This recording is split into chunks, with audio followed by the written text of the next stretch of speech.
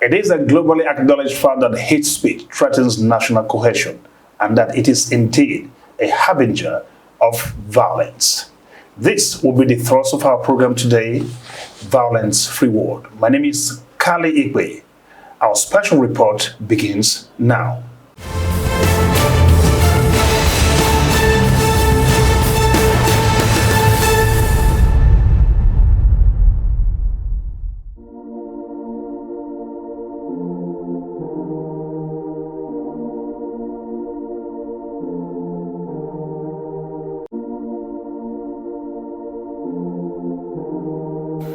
Humanity, from prehistoric time, has always contended with the challenge of hate speech as a vain part of its existence. Though the terminology hate speech only entered our social lexicon from 1981, such a practice that attacked members of groups identified by certain characteristics have in the past been known as race hate, group libel, and hate propaganda. Hate speech basically connotes inflammatory remarks and gestures that violates the sensibilities of others. What constitutes hate speech has remained a subject of debate amongst scholars, activists, and politicians, finding meaning only in time and location. Before now, the term hate speech was often associated with liberal progressives, especially in America, who use it to highlight and problematize remarks that they view as misogynistic, racist, xenophobic, homophobic, Islamophobic, or in some other way targeted at minority groups in a manner that undermine the ideas of respect, solidarity, and tolerance. The prevalence of hate speech is indicative of the failures of multiculturalism as a social experiment. The Ku Klux Klan is probably the most notorious sociocultural group in world history to have reveled in hate in a magnitude rivaled only by Adolf Hitler, former leader of Germany, whose vile rhetoric led to the extermination of the Jews in their millions during the Second World War. Similarly inclined in that regard was the Hutu campaign against the Tutsi tribe in Rwanda, labeling them cockroaches deserving of death. Almost 1 million souls went to waste on that account, in what is today referred to as the worst genocide that ever occurred on African soil. The Ku Klux Klan advanced the white-only ideology, chanting America first at various fora. The idea was to incite natives against blacks and other minorities who suffered untold discrimination in the hands of vicious hate apologists. When it comes to hate speech, I would not be able to vouch for all the people in government. Some people might be pushing that for good reasons. In fact, that hate speech, of course, is inimical to the unity and the progress of the country. Yes, today we've been able to understand what we've been living with all the time by characterizing it as hate speech. It's always been there from time immemorial. People have always used words to what? Strike down others. The difficult concern has been the politics of balancing the privilege of freedom of expression as nationally and globally guaranteed against the consequences of the abuse of such rights, especially when it causes others to suffer. It depends on the side of the political divide you are on. The people in government today got there by making certain statements before, which they now regard when other people make them as hate speech. They also made those speeches in order to get into position. Section 39 of the 1999 Constitution of the Federal Republic of Nigeria as amended provides for the right to freedom of expression, stating that every person shall be entitled to freedom of expression, including freedom to hold opinions and to receive and impart ideas and information without interference. Article 19 of the Universal Declaration on Human Rights also affirms as such. The exercise, therefore, of this right has remained integral to our existence as a people, promoting societal growth just as it stirs strife amongst people when misused by mischievous elements at different situations. Anyone who is in a leadership position must be careful what he says and how he says it. Talking about diplomacy here, you need to be very diplomatic, and you use language that is not going to incite other people while expressing your dissenting opinion. I also like to caution our leaders or influencers in the media who have great influence on a large number of people. It is important to caution yourself what you say, how you say it. Don't put hate into your speech. The Bible says it is from the abundance of the heart that the mouth speaketh. There are challenges within the Nigerian polity. One section of the country, one religion, one group of persons feel that another group of persons are benefiting from the Nigerian nation more than their own group. And they say words targeted because of their anger against that group, because there's a lack of equity in Nigeria. Leaders should be very careful, because a lot of wars have been started by statements like this, where people just, even when some person from one tribe or religion has said something or has done something factually that is wrong. Now, we should be in the business of trying to put the people together and not further inflaming it and widening the people. It must be noted, however, that the right to freedom of expression is not absolute, as clearly stated in both the Nigerian Constitution and the international instruments which stipulate circumstances where this right may be restricted.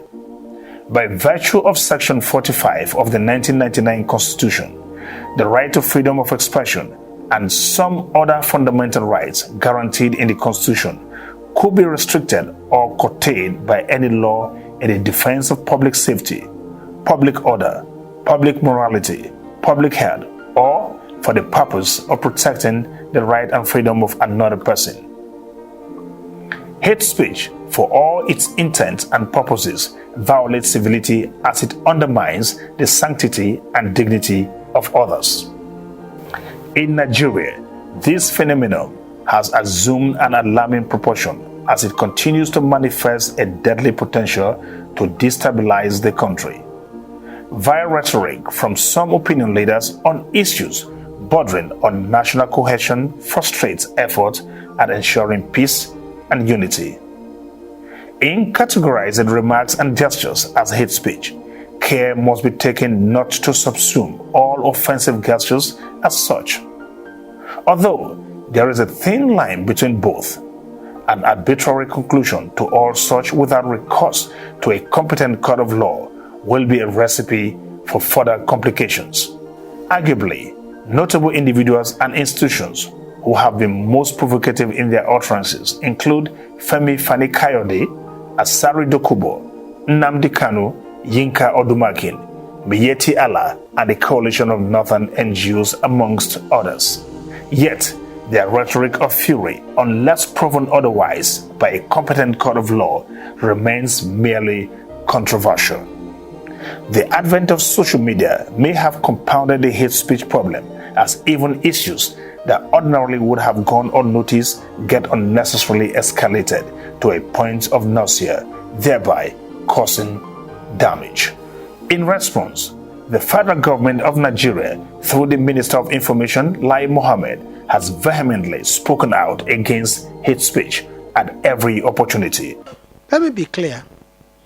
We are going ahead with a plan to stop as much as we can the anarchists and purveyors of fake news and hate speeches. And I don't believe you belong to that category. No responsible government will sit by and allow these purveyors of fake news and hate speech a free rein. It got even more interesting when the Nigerian Senate initiated the hate speech bill as part of efforts to check the menace.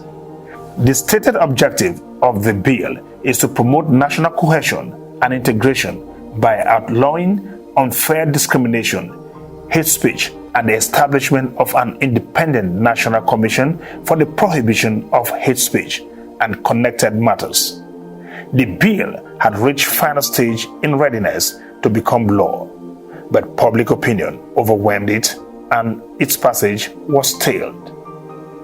Some critics of this bill accuse government of orchestrating an instrument that would target dissenting views. The general consensus was that the death sentence was too harsh a penalty and was out of tune with a civilized climate. No, that's unfortunate. So death sentence for what? that's to me is indeed ridiculous. People would always be who they are. Let me tell you something. Who are the people that have been most viciously attacked over the world? Are religious leaders and religious people. And in any case, even within your own family, the moment you stand for what you call the truth or right, you'll be cut down. When people prescribe punishment for a crime based on their individual fear, it is the fear of the ruling class, because they know that the inequities within the Nigerian system can engulf the country in a conflagration which they cannot control. And the idea that somebody somewhere can think that for the punishment for hate speech should be death sentence is also a form of hate speech. It is not acceptable in normal climes. I do not think that death penalty should be the punishment for hate speech. How can somebody who spoke, although who might have stirred people into violence and all of that, you now say is death? I think that for me, I'm not a lawyer, but I think that is out of the way. Finally, why mischief makers may continue to hide under subjective context and ambiguity to justify their hate remarks and gestures at others. The consequences of their actions ultimately often come to hurt everyone.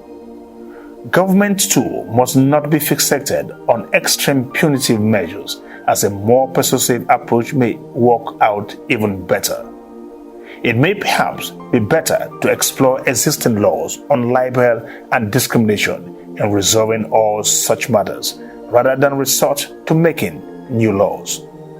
In all, there is no doubt that hate speech is an impediment to a violence-free Nigeria.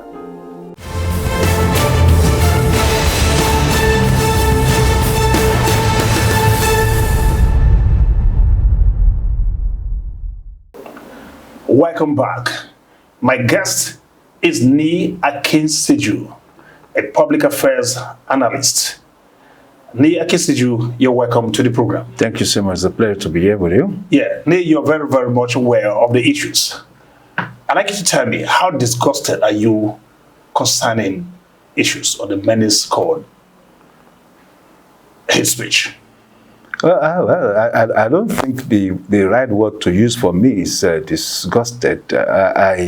For me, I think hate speech, the spread of it, is a criminal enterprise because it talks to the root of a deliberate concoction of falsehood, tainted with all manners of ill-motivating sentiments and shared in the public space at specifically targeted victims, with us, of course, with intent at reducing those victims below human acknowledgement. So when you distill all those values, as it were, into one, what it tells you is that the purveyor of hate speech is involved in a criminal enterprise with intent at reducing and injuring a specific person or a specific set of people. Okay, now, as stated in our special report, there is ambiguity in how what can be classified as hate speech. And a lot of people hide under this to violate other people's sensibilities. Meanwhile, they know what the truth is in their mind. How would you react to people who put up this kind of attitude? I think we need to put it in the larger context, and that larger context is in our contemporary world. The platform that had invigorated the spread of hate speech has been the social platforms, the social media platforms.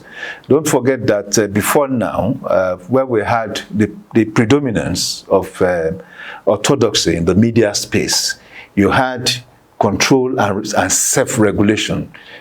You had the gatekeepers, who decide and determine what manner of news get into the public space, and to that extent regulate the quality of news that gets into the space. But now you have an unrestrained access to public space, public media space, by anybody that has data enough, to buy and to use. And to that extent, news of variant, low quality, of less value to people, to the global community, had become weaponized, and that is what hate speech is. Now, you're looking at it in terms of amplification. Remember that just anybody can say anything, regardless of the magnitude of the size of the audience. Now, people get up and say anything it is that they want to say. It is when it's amplified, I suppose that's what you're talking about. Yeah. But the hate speech just keeps going on and on. And to some of us, we're beginning to wonder, what gives these people this kind of kick? There will always be wicked people. Anybody, don't forget that wars across the world had been incited or had been triggered off through hate speech. The Second World War was mainly driven by hate speech. Today we are still talking about the Rwanda genocide. The Rwanda genocide in history still remains an epic, reference in hate speech, where human beings were being referred, and that's why I said people usually are described below human perception. So when you start describing a set of people as cockroaches, what it means is that you are saying the other fellow, the influenced fellow here can do whatever he or she likes with such cockroach, because that is the equivalence they have created in the minds of the receiving public. So for me, the application is as important as the originating point, because when you originate as an individual, you are communicating with a lesser number of people, but it becomes weaponized when it can go around a higher number of people, and that is where the threat and the risks are involved. So hate speech should be seen as a serious threat to community and people relationship.